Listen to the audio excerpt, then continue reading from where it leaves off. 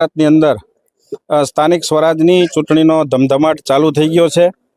ત્યારે પાટણ જિલ્લાના સાંતલપુર જિલ્લા પંચાયતના કાર્યકર્તાઓમાં પણ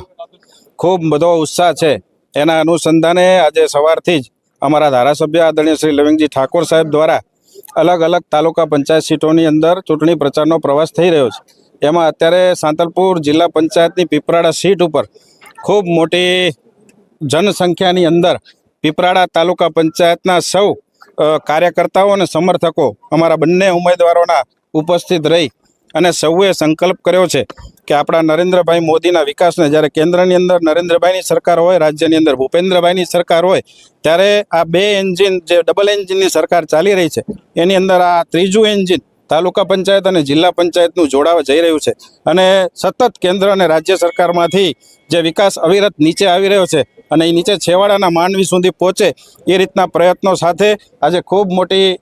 સંખ્યામાં અહીંયા સભા યોજાઈ છે અને આ સભાની અંદર સૌએ ખૂબ મોટી સંખ્યામાં સમર્થન આપ્યું છે। અસ્તુ ભારત માતા કી જય, વંદે માતરમ।